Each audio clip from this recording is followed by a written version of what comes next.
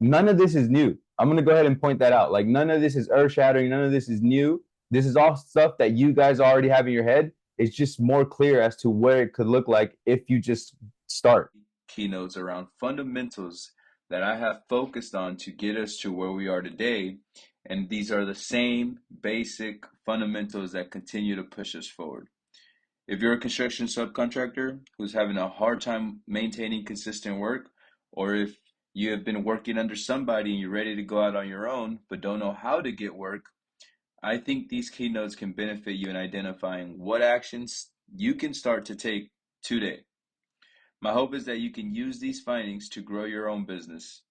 I hope you share and enjoy. Opportunities for our construction company. So a little bit about me. Our construction company name is called Don Use Construction. It's made up of my father, my sister, and me, right? So my name is Mundo Marquez. We started this construction company January 1st of 2023. So one thing I want to point out here is we started the company itself, but my father has over 20 years. So my goal with this video is that I'm going to give you the 3 daily tasks that I use to find more work and better clients. Right? These are the 3 things that I still use today and that I will continue to use. And the thing is, a lot of you guys, because a lot of when I hop on one-on-one calls with you guys tell me, hey man, I had those ideas. None of this is new. I'm going to go ahead and point that out. Like, none of this is earth shattering. None of this is new. This is all stuff that you guys already have in your head. It's just more clear as to where it could look like if you just start. All right. So the first thing is finding leads.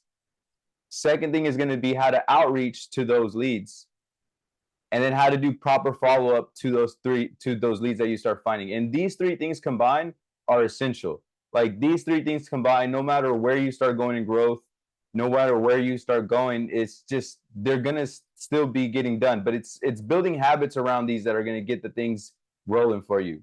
All right. And then, so as a side note, these are still the 3 things that I focused on the beginning of my business here, and they're still the same things that I focus on now.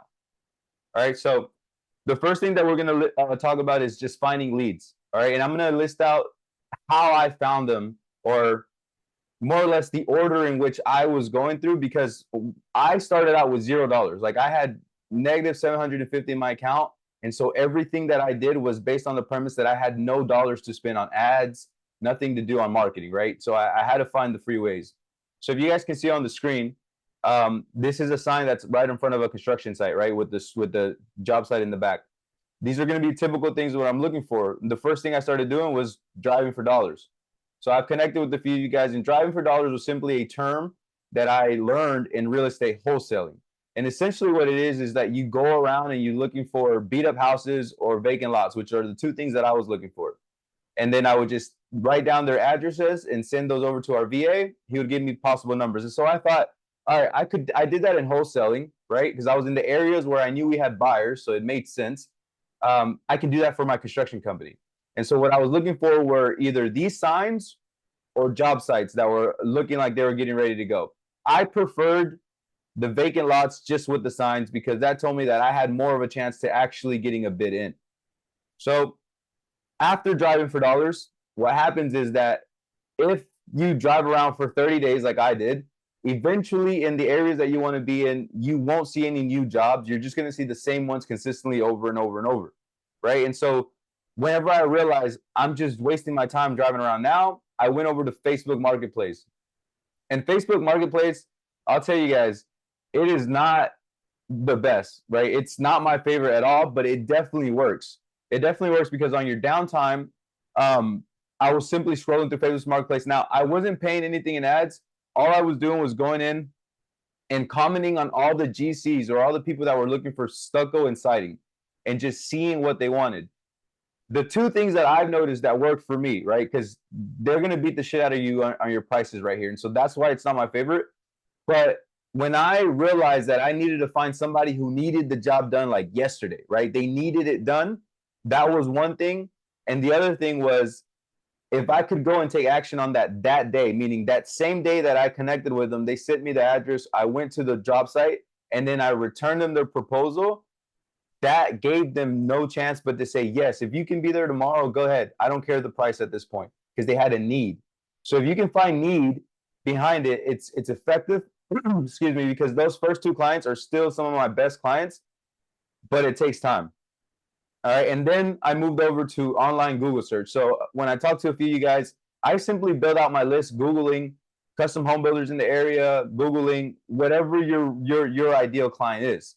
Right. And these three things, you're gonna never stop doing them, because Monday, tomorrow, I have a meeting, right, with one of my builders in the area where there's a lot more builds going on. And so after the meeting or before the meeting, I still go back to number one and drive for dollars to see what's going on in the area, right? On my downtime, I still take time to go onto Facebook Marketplace and see, is there somebody with a freaking huge need? And I found a few of them, but you know, it's sporadic. But what I'm saying is, like, don't just go straight onto Google search and forget about the first two, because they're essential, right? You can always be productive in that sense. Cool. So after you're finding your leads, you start looking at, all right, I have leads, right? I have a list. What the heck am I going to do with them now? At that point, that's when we're going to begin our outreach. Now, the outreach comes in three different forms. At least that's what I've experienced and what I use. All right. But the biggest caveat with outreach is that it's uncomfortable, man. It's going to suck, and you just got to get over it. You just got to focus. You got to realize that if you don't do this outreach, if you don't do these calls, if you don't reach out, you're just not going to get no work. There's just no other way to put it, right? So the three outreach methods that I used were going to be: number one, cold calling. And I've talked to a few of you guys that love to do cold calling. You're super comfortable with the phone, and you realize that after that first call, it's actually not so bad, right? Because people are people, just like you and I. Like, people, you know, you reaching out to real estate agents love to talk. You reach out to a GC, may be a little different. And that's the thing that you got to keep in mind, right? Who are you talking to? A real estate agent likes to talk. So they'll pick up the phone and they love to give you details. A GC is usually on the go. They're usually on the move. And so you got to just get to the point. Okay. And the cold calls that you're going to be getting, these are going to be from all the job sites that you're going by. All those billboards that you're taking pictures of, that's where you're going to be cold calling. Right. And then we're going to use cold approach. So like on this picture, on the picture here, the two gentlemen that are in front of my father and I, brand new contractors. This was the first day that we met them.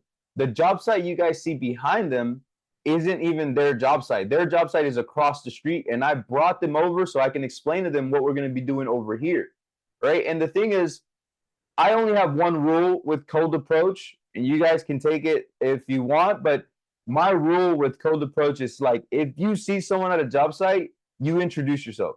And it doesn't matter if it's the same trade as you. It doesn't matter if it's a different trade. It doesn't matter if it's the owners. Like, whoever's at that job site, just be practical about it. They're already working with somebody you want to be working with. So it makes sense to introduce yourself.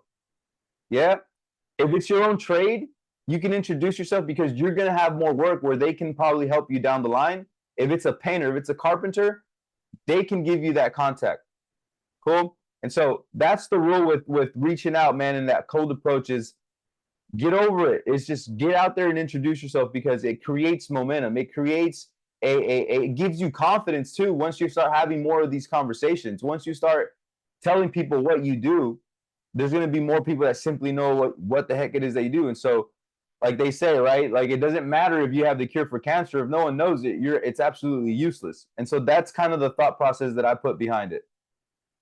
And then cold email. So I did kind of work in progress, right? I was like, yo, let me just do cold approach first. And then I went to cold calls, and then I went to cold email.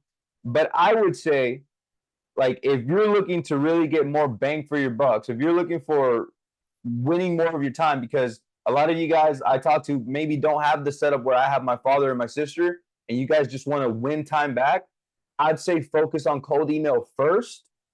And then the people that you can't reach, go over to cold call.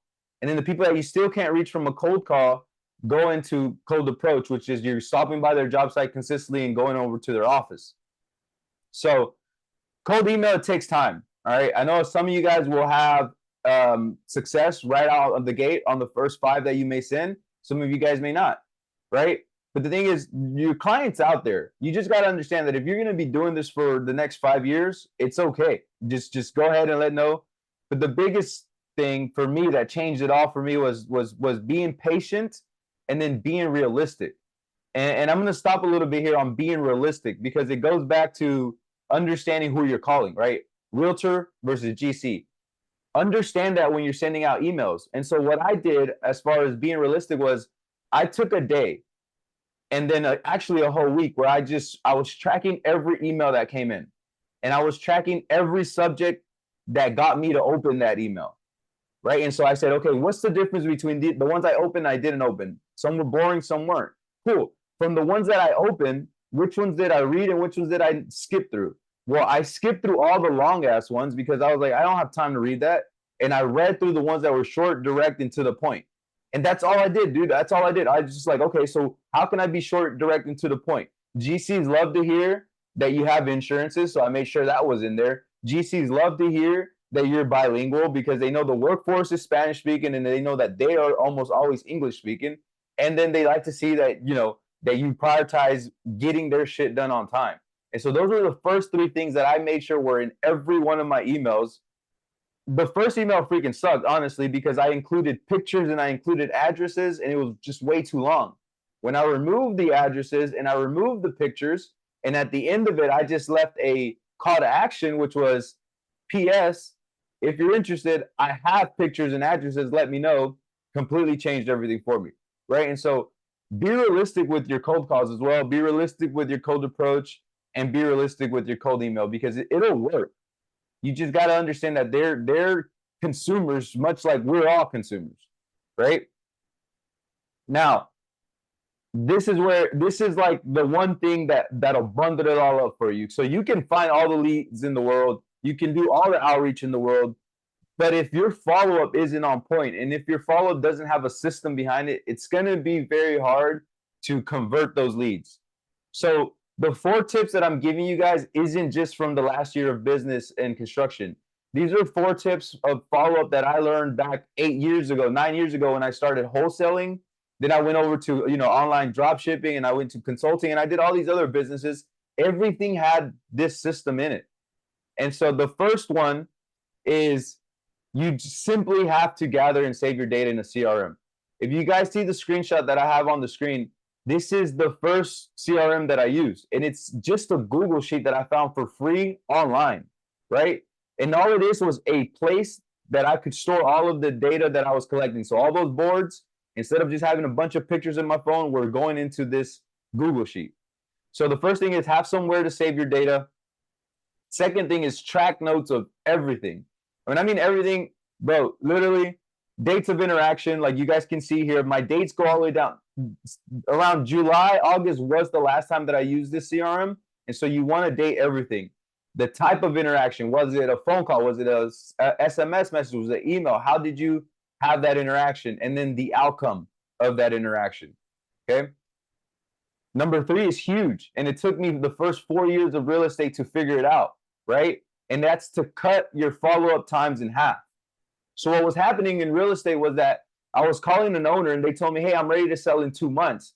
And I would wait those full 60 days to call them. What would happen when I got to that 60 days? Oh, it's already been sold, right? And so when I figured out, I was like, yo, I just got to cut that cut it in half, because what happens if you cut it in half is you just get another update and it gets you a better follow-up. So in construction, how many times do people tell you like, yo, I'm going to have a job? You call them in the 2 weeks or in the month that they tell you, and it's like, oh, it's already been completed, or I've already been awarded to somebody else. You know what I mean? And so you have to cut those follow-up times in half. And then this one is key. This one is really key, because a lot of you guys will tell me this, right? Oh, I don't want to feel annoying. I hate doing follow-ups because I feel like I'm just being needy. If you want to prevent that feeling, you have to get creative. And how do you get creative? You get creative around good notes, because those are going to create your follow-ups. So in the next slide, I'm actually going to go through an example follow-up that I came up with, so that you guys can see how you would input the data, how you would track it, how you would call up the follow-up times with a typical kind of outreach that a client could tell you. So here's a follow-up example for a new potential client. All right, so let's just say we drove around, right? Vicente, I see that you're driving around. Let's say you drove around, you found a billboard already, right? You take a picture of that, boom. And the first thing you're gonna do as soon as you get back to your office, you're gonna input that new potential's info, the name, the email, the phone number, the website, all the shit that's on there. You're gonna translate that to your CRM and to your Google Sheet. Right when you do that, you're gonna set a task to make sure that you're on that, right? That make sure you make that outreach right away. So number one, input client's information. Number two, and you cannot go past number two even if you wanted to. You have to call that. You have to SMS. You got to email. You got to visit them in person. You got to do literally whatever you have to do to have that first conversation. If you don't prioritize having that first conversation, you're shooting yourself in the head, not even in the foot. You're shooting yourself in the head, and you're just not going to go anywhere else. Cool? And then when you have that conversation, when you have that first interaction, you have to take notes of that. So this is something, an example of what a typical conversation could look like with a new potential client. Cool? So these are my notes, right? Hey, I connected with Custom Home Builders owner, right? He stated that they are interested in our trade, but they have no opportunities available at the moment. Could potentially have one in 2 months. Taking a family trip to Mexico. We'll find out more after the trip. Cool. So if we're looking at this, these are the bullet points of the conversation, right? So when you set the follow-up, you set it for 30 days, not 2 months. Could potentially have one in 2 months. So not 2 months, 30 days. And if we're being realistic about this, they're taking a trip. Cool. It wouldn't be 2 weeks, right? Somebody can easily take a trip for 2 weeks. I just took 10 days to Colombia. That's doable. A month for a GC that's getting ready to work, getting ready to start up some work, probably not realistic. So the conversation, when you get back into contact with them, is going to look something like this, and it's going to come straight from your notes. Hey, Mr. Owner, it's Mundo. We connected last month regarding your siding needs, painting needs, carpentry needs, whatever it is that you do. How was your trip to Mexico? Right? You're not going to ask anything about the job, because this is building rapport, right? This is rapport building 101. This is sales that it's like basic. You got to gauge them away from what you ideally want so that they can know that you're just interacting with them, right? This whole follow-up tells them, Mr. Owner, I was paying attention to your call, right? How was your trip to Mexico? And listen, for example, rapport building is how much can you break down their trust barrier. If I call this GC and he tells me, oh, the trip to Cancun was amazing, you know what I'm going to say? Really? What part of Cancun? I lived there for 1.5 years. And they're going to be like, oh, really? Yeah, we're in the Zona Hotelera, right there where all the hotels are, and we can chop it up a little bit about that. And then just quickly redirect the conversation and say, hey, listen, I don't want to hold you up too much. I know you're super busy. How's that job you mentioned? Is that still going on? And then your note-taking restarts right here, because if they tell you, yes, it's getting ready to go here in the next 2 weeks, you're following up in a week. Or he may say, no, permitting is still maybe 2 months out. Cool. You got another 30 days of follow-up. Yeah? Does that make sense? Like how that note-taking just, it gives you that creativity. So it literally avoids you feeling annoying, because you're just having a conversation. And they don't give you that feeling of you being annoying, right? They're not rude or short to you because they feel listened to. They felt like you remember that conversation. Cool? All right. So you have to prioritize finding these leads. Like, that's never going to change. You guys just need to go ahead and accept that. That still never changes for me. Every time I can, I'm finding leads.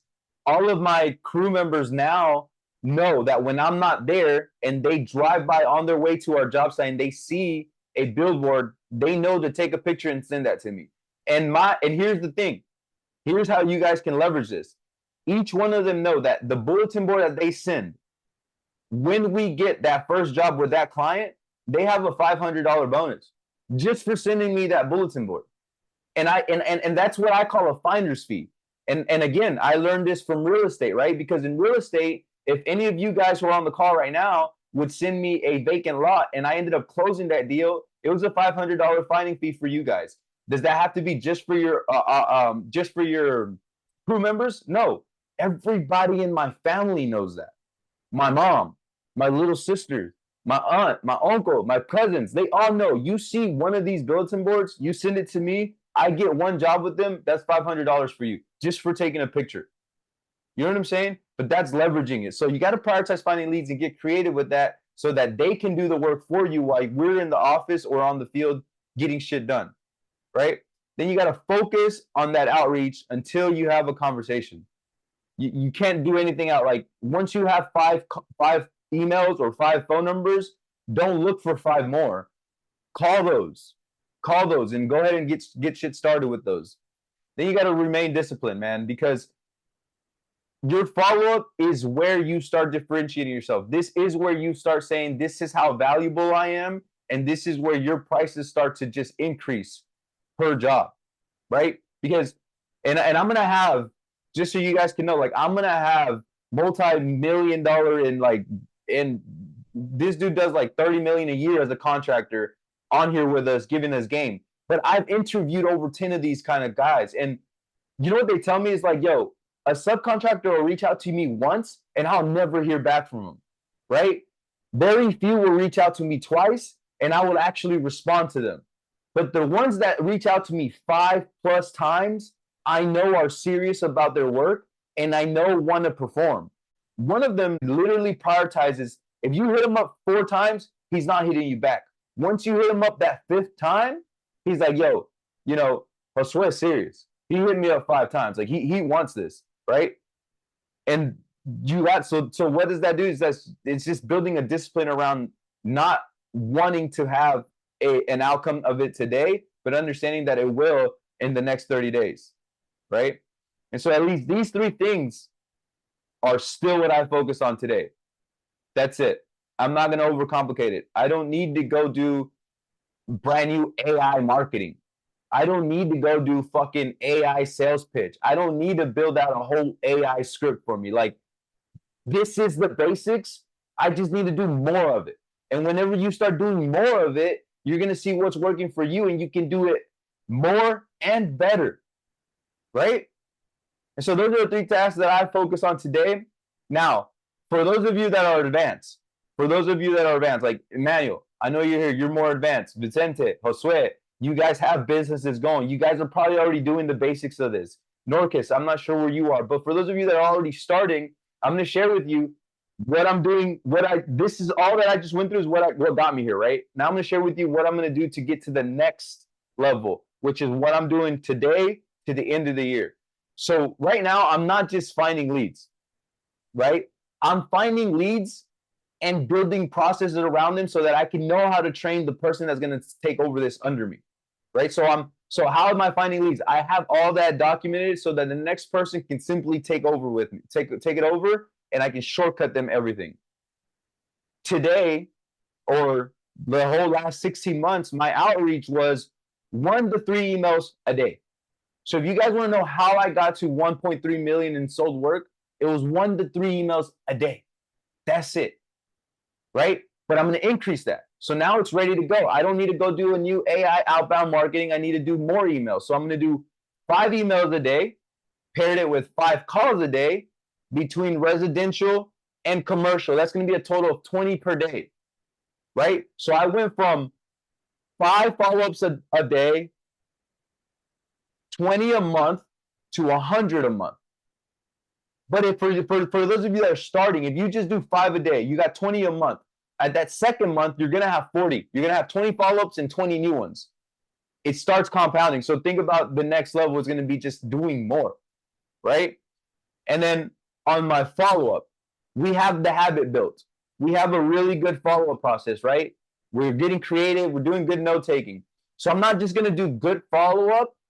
What I'm focusing on now is not a one-time sales transaction, which means, oh, Mundo needs to make money today because his overhead's getting high. I'm not focusing on somebody who's going to give me a work today. I'm focusing more on long-term relationship building. And so the sauce that I'm going to give you guys on this is when you do a new job with the new client, bro, find a way to give them something for free. Find a way. Get creative. Josue, you do tile work, 50 square feet for free. Go ahead, give that away. And guess what? Whenever we start working on your overhead and this is already going to be included on your profits. But do you know how fucking valuable it is unconsciously to somebody to give them something for free? Like It's crazy. I have a siding home that I'm gonna redo. It's a $27,000 siding home for a small ass 1-story home, and they want 3 feet of stucco. You think I'm gonna charge them for that stucco? Hell no. I'm gonna tell them, bro, I know you think that's gonna add probably another 5 grand to your proposal. Don't worry about it. I'm gonna have the guys just do it for free if you guys go with me. You know what I'm saying? So that's super valuable, and I guarantee you that GC, one, they're gonna be able to be more valuable to their client, and two, you're gonna be more valuable to them. They'll continue to use you. I know this because everybody that uses me on the first project has given us every job afterwards. All right. But so now everybody's probably already thinking like, all right, I got action items. I know what I could do. But we're going to talk about the reality of this shit, right? That shit, it's going to be hard. It's going to be boring. And it's going to suck because it's boring shit. Because it's things that people think you do once and it'll continue to work. And that's not the case, bro. If you do it once and then you stop doing it after a week, this all is not going to work. And so the thing is, a lot of people fuck this up because they'll say, oh, I get super motivated. Because this would happen to me. I get super motivated. All right, I'm going to send out 10 emails a day for the whole week. And yes, I send out 50 emails that week. But then Monday of the next week comes around and I didn't see no results on any of those 50. And then I go down. I'm like, all right, whatever, bro. I can miss Monday. I'll just start Tuesday. But if you can actually be realistic and just stick to 1 email a day for 1 month, and then do that again for the second month, what you did is build a habit. You build a routine. You build something that's just your normal, right? All this shit that I'm going through right now is just my normal now. You guys got to make it your normal and then increment that normal. So my challenge now is doing 20 a day, right? And some days I may only do 10. Some days I may only do 15. Some days I may do fucking 40 because I'm just in my zone and nobody's bothering me and I'm going. All I know that if I'm doing more than 5, like what my normal is today, I'm inching my way to that next level, all right? So that's what it is. Be practical on it. So what I'm saying, I'm not saying that this method that I'm showing you guys is the better. I'm not saying what any of you guys are doing is wrong. All I'm saying is that whatever you decide to do, bro, if you decide to do SMS, fucking cold email, sending out mailers, whatever you decide to do, you have to take action. Like, stop saying, I have to have my list at 100 before I start. Stop saying, I need to have 10 people on my CRM before I start follow-up. Joe, you only need 1. You only need 1. And if you're not taking action, it's because you're not taking action. It's because you can't look at yourself in the mirror and say, I really want what the fuck I say I really want. That's the problem, bro. And the thing, it gets easier once you accept that it's going to take time. So listen, if I told you in 60 days, you guys will make 100,000, but it has to be fucking 60 days that go all 24 hours. Are you guys going to take it up? Like I would every time. But that's accepting those 60 days. So if you can accept that you'll make $1 million or your 5 million or whatever your goal is in 10 years, it gives you a lot of peace. It gives you a lot of tranquility, and it just lets you enjoy and be present in what you're doing. And so you stop looking at shit like problems and you start looking at solutions so that can come a lot faster. Right? So your focus should always be input versus output. So if we take it back to how I started. When I started, I did driving for dollars, right? So that was a lot of fucking input. That was a lot of driving around. That was a lot of waiting around to see if a car was available. Guys, when I started, I didn't have a fucking car. I had to borrow my sister's or my dad's or whatever vehicle was available, right? I didn't have money for gas. So I had to make sure that the tank was full. And they hated me for that shit. But fuck it. I need to do what I need to do. There was a lot of time out there on the field driving around and then very little output coming from that, right? As it started progressing, as 1, 2, 3 jobs started trickling in, I was saving my own gas money, right? But at the same time, my time was getting reduced. It means I've had more calls with GCs. I had more job site meetings that I had to do. And so I started going and saying, okay, Emailing is where I can do 1 to 2 hours maybe in the day or at noon or at night, and it's going to give me 2 to 3 days worth of follow-up. So focus on what you can put less that's going to have a bigger output for the time that you need. Because a lot of you guys that are on here, and me included, we're still hands-on, right? And so we have to freaking divide our day in blocks to be able to be successful on this. So then the question is, and this is the question that I asked myself when things started changing around. So I'm going to share it with you guys. So maybe you guys can ask yourself after this call and then really focus in and get dialed in. What can I do every day that's not going to overwhelm me, and it will continue to produce a positive outcome for the end goal that I want, that we want, which is consistent work, right? So it goes back to how many emails do you need to send that you can tell yourself you're going to commit to? 1 a day. I mean, it doesn't get simpler than 1 a day. It doesn't. But this is the core value that I live by that I think ties all of this down. I think this core value has been the one difference for me when I was playing soccer, when I decided to go into entrepreneurship, and even now, which is accountability, man. If it's going to be, it'll be up to me. So a lot of you guys share with me how much you want to change your family's life, how much you want to change your own life, how much more freedom you want. If you tell yourself after this call, I'm going to commit to 1 email a day for the next 5 days starting tomorrow, and then the next Sunday comes around and you guys only send out 2, you better be able to look at yourself in the fucking mirror and say, I didn't do that because I didn't do it.